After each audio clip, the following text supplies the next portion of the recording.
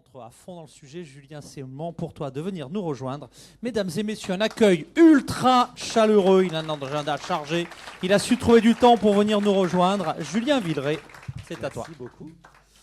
Merci beaucoup. Alors, on m'a demandé de vous parler d'un sujet qui est très différent de ce que vous avez pu aborder. Il fonctionne le micro, pardon, c'est une question rituelle. Mais ouais, alors j'ai l'impression que retour. Celui-ci a plus de retours. Tiens, Julien, je te... D'accord. Ah oui, là, on entend mieux déjà. Enfin, moi, je m'entends mieux en tout cas. De partager avec vous quelque chose qui n'est pas du tout technologique, mais qui concerne évidemment aussi la technologie, puisqu'il s'agit d'énergie. Et un exercice qu'on a fait autour de ce qu'on appelle le design fiction. Alors, figurez-vous que EDF a sorti un livre de science-fiction. Alors, si vous n'êtes pas au courant, sachez qu'il est en vente. Vous pouvez l'acquérir dès à présent dans vos librairies préférées, qu'elles soient en ligne ou physiques. Et en fait... c'est un exercice qui était très nouveau pour nous et qui a été inspiré par nos travaux de prospective, comme j'imagine toutes les entreprises, ou la plupart en tout cas de celles que vous représentez, ont fait des travaux de prospective. On en fait de très nombreux chez EDF et on se projette sur des horizons évidemment plus ou moins lointains. En l'occurrence, on a travaillé sur un exercice qui s'appelle les Game Changers chez nous, qui est finalement les scénarios de rupture dans le secteur énergétique à 2050. Et cet exercice, on l'a diffusé largement en interne. C'est un support de beaucoup de travaux stratégiques de la maison. Alors, des game changers, il y en a plein, mais qu'est-ce qu'on entend par game changer alors game changer, c'est quelque chose qui peut venir percuter le modèle économique d'EDF à l'horizon 2050. Et donc ça peut être tout et n'importe quoi. Très clairement, si demain, la posture, par exemple, politique des États-Unis actuellement, qui est de rejeter la transition énergétique, se diffuse dans le monde entier, très clairement, ça transforme complètement la transition énergétique telle qu'on l'a tous pensé aujourd'hui stratégiquement dans nos organisations. Et en particulier dans le modèle économique du coup de toutes les entreprises qui ont par exemple beaucoup investi dans les renouvelables. Donc toutes ces questions-là, en fait, ça peut être des game changers, ça peut être évidemment technologique. Alors je ne vais pas vous citer l'IA comme un game changer, mais évidemment la robotisation et les world models, ça peut être demain un game changer pour l'emploi dans nos entreprises qui emploient beaucoup de monde.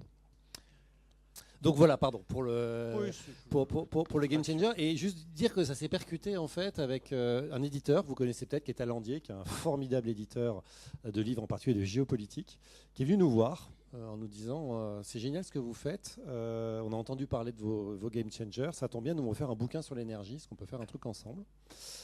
Et en plus, on a envie de faire un bouquin de science-fiction parce qu'on se dit que votre sujet est très chiant, il n'intéresse pas le grand public. Donc si on veut l'intéresser, il faut que ça ait une qualité littéraire. Donc surtout pas un énième essai d'un grand dirigeant d'EDF, mais plutôt un livre de littérature. Et ce qui se vend le mieux en ce moment en littérature, alors à part les romans d'amour, mais ça c'était pas trop notre secteur. Donc on est allé côté SF, puisque aujourd'hui 50% des jeunes lecteurs de romans lisent des romans de SF ou d'anticipation. Alors du coup, on va découvrir l'ouvrage peut-être. Ouais. Et alors le bouquin, c'est celui-là, c'est la couverture, il s'appelle Haute Tension. Et Haute Tension, en fait, c'est des récits de science-fiction, qui sont là pour penser les futurs de l'énergie entre 2040 à 2150. Et très clairement, ce sont des futurs plausibles. C'est-à-dire qu'on est dans ce qu'on appelle le cône de vraisemblance dans la science-fiction, c'est-à-dire que tout ce qu'il y a dans ce bouquin sont des choses qui peuvent vraisemblablement arriver. C'est-à-dire que par exemple, on respecte les lois de la physique. Vous voyez, on n'est pas en train de se dire que les lois de la physique vont se supprimer demain. Et donc évidemment, on regarde tout ce qui peut venir...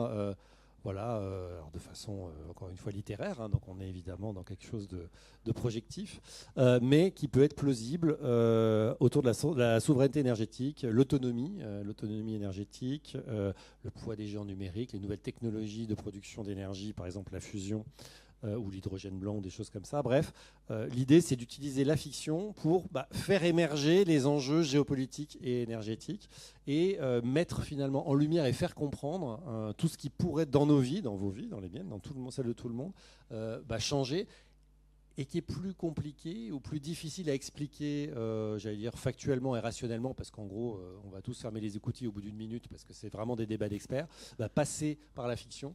Ça permet de faire comprendre des sujets fondamentaux. On passe par la fiction et des scénarios. Alors, petite question entre amis. Parmi tous les scénarios, lesquels sont les plus crédibles, lesquels sont les plus inquiétants à la limite ? Alors, ils sont tous à la fois. Alors, certains sont plus positifs et d'autres plus négatifs dans leur finalité. Néanmoins, ils sont quand même tous crédibles. C'est-à-dire qu'on a, comme je disais, on est dans le code de vraisemblance, donc on cherche des choses très crédibles. Mais ils ont tous des impacts que les uns les autres, quand vous n'êtes pas des experts de l'énergie, vous ne pouvez pas imaginer. Je vous donne un exemple. L'autoconsommation.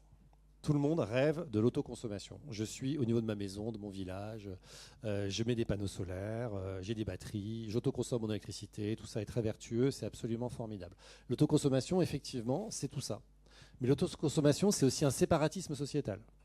Ça veut dire que si j'autoconsomme, je sors de la péréquation. Et là, je vous le dis, c'est pas très sexy de vous le dire comme ça. Si ça devient une histoire de gens qui créent un village ou des villages qui autoconsomment, mais qui du coup deviennent une forme d'élite énergétique et qui laissent tous les coûts péréqués au reste de la population, là tout d'un coup, c'est beaucoup mieux écrit que ce que je viens de vous dire, mais là tout d'un coup, ça permet de faire comprendre que si on autoconsomme tous demain, tous les gens dans cette salle qui ont les moyens de se payer des panneaux solaires et des batteries, ça veut dire que le réseau aujourd'hui qui offre la même électricité à tout le monde au même prix, où que vous soyez sur le territoire, y compris en Outre-mer, c'est fini. Parce qu'on ne peut plus partager les coûts entre ceux qui habitent dans des centres urbains, ceux qui ont les moyens finalement d'avoir une électricité facile et rapide, et ceux pour qui il faut tirer 50 km de ligne et qui sont dans leur maison de campagne, dans une maison à la campagne, tout au bout du réseau.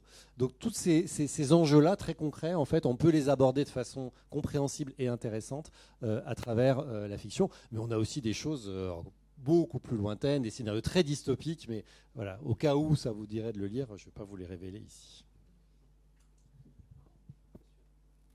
Peut-être parler de notre inspiration quand même commune avec Talandier, parce que vous la connaissez peut-être. Si vous ne la connaissez pas, je vous invite à vous y intéresser, parce que c'est une démarche absolument remarquable.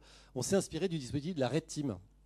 La Red Team Défense est un dispositif qui a été mis en place par la DGA et le ministère des Armées pour se préparer aux guerres à venir. De la même façon, ils ont fait un travail de prospective extrêmement sérieux. Puis derrière, ils ont fait bosser des artistes, donc des écrivains de science-fiction, des gens de BD, des gens de film, de cinéma, de séries, pour mettre en lumière finalement, pour faire vivre ces scénarios.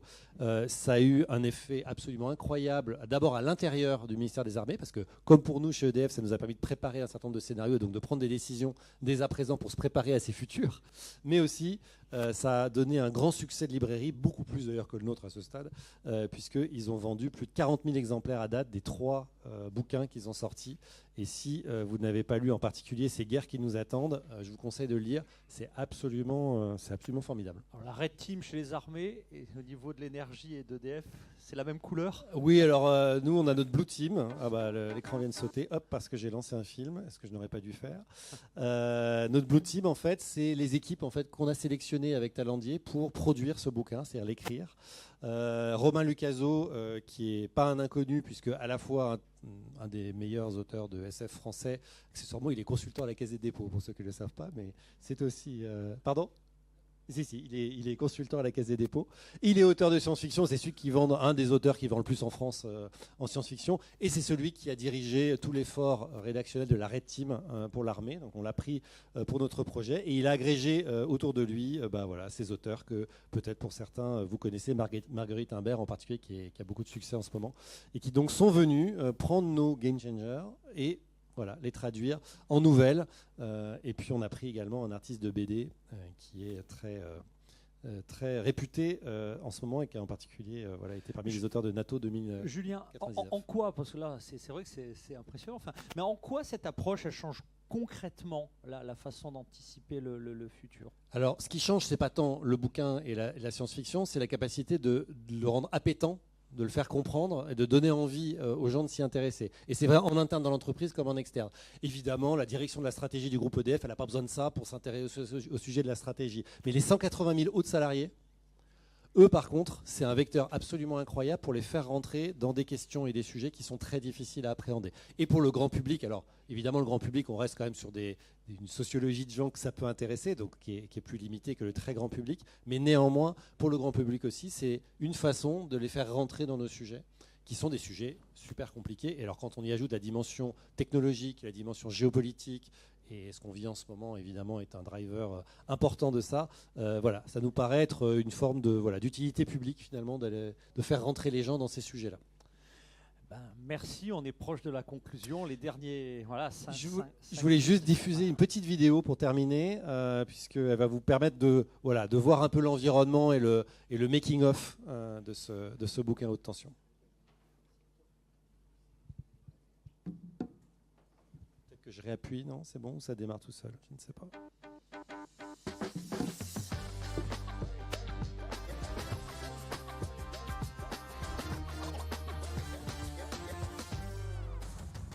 Quand on nous a présenté ce projet, on a immédiatement été emballés. Il s'agissait de traiter de sujets de géopolitique, souveraineté, transition énergétique, sur un mode complètement innovant pour nous, à savoir la fiction et la bande dessinée. On a mis en place une méthodologie rigoureuse pour faire travailler ensemble des scénaristes de bande dessinée, des écrivains de science-fiction, des illustrateurs, avec des experts et avec des managers d'EDF. L'objectif de ce travail collectif, c'était de construire des visions sur ce que pouvait être l'avenir sous forme de 9 récits. C'est des récits qui sont solides sur le plan scientifique, technologique, économique et qui en même temps ont leur dose d'aventure et d'humour.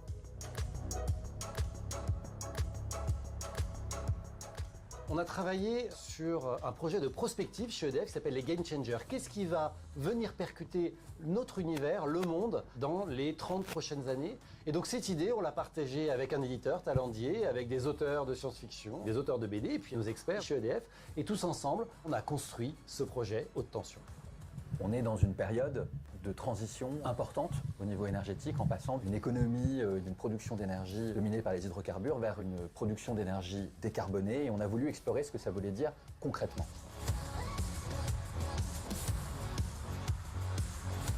Ça fait 80 ans que EDF accompagne les Français et le monde dans la capacité à apporter une électricité bas carbone à tous. Et l'électricité, c'est l'avenir de l'énergie. L'énergie est un élément important dans la science-fiction parce que c'est un élément important de la civilisation. L'énergie change de façon profonde la vie, les systèmes économiques, les systèmes politiques.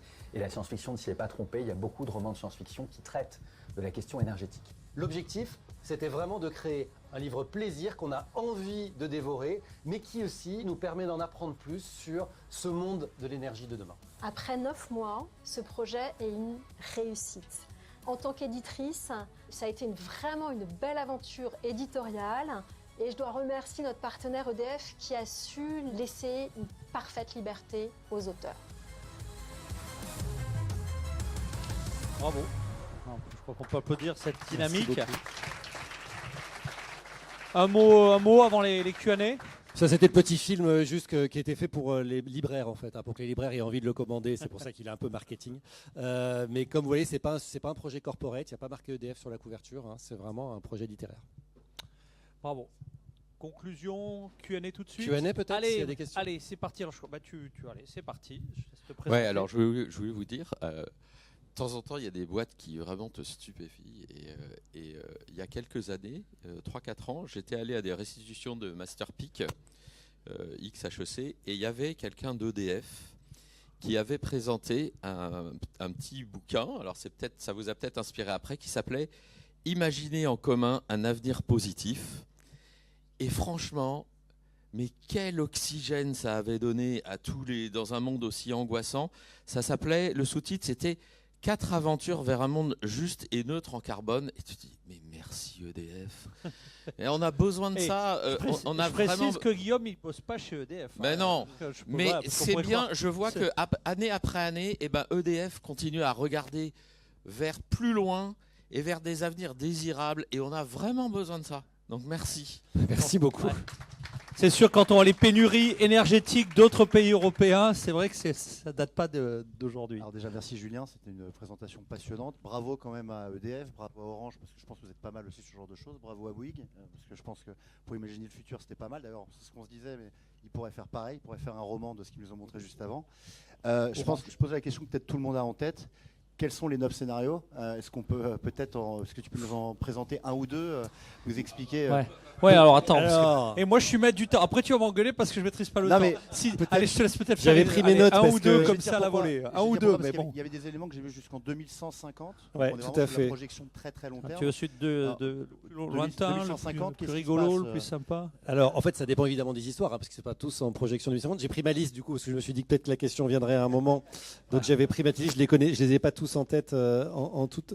On a un scénario totalement dystopique où, en gros, la transition énergétique, on a abandonné, et donc, on se retrouve avec une crise climatique d'une violence absolument incroyable.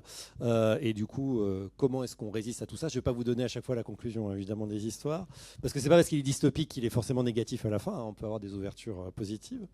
On a le scénario totalement inverse, c'est-à-dire que comment, avec des infrastructures, on va dire industrielles anciennes, un peu abandonnées, et là on est plutôt en 2150, on arrive à les faire revivre pour justement, et je pense à du nucléaire en particulier, pour justement être dans un monde avec des écosystèmes réparés, on va dire, et donc l'énergie permet de contribuer à la réparation d'écosystèmes qui auraient pu être endommagés. On a des motards qui produisent clandestinement du bioéthanol. Donc c'est un peu les derniers mohicans du thermique en fait, qui essayent de survivre. On a des sujets. Alors c'était avant Trump, mais on a des sujets sur l'exploitation énergétique et minière dans l'Arctique et les nouveaux territoires stratégiques de l'énergie qui se font disputer par différents États. Suivez mon regard. Et c'était vraiment avant les tensions géopolitiques actuelles. Et on a, c'est le dernier, mais il y en a plein d'autres. C'est la maison connectée domotisée qui prend le pouvoir sur ses habitants. Quelqu'un qui vit dans une maison pilotée par un LLM, enfin ce qu'on appellerait aujourd'hui un LLM, et qui commence à prendre le pouvoir sur ses habitants. Voilà, c'est quelques exemples de récits. Merci beaucoup, Julien.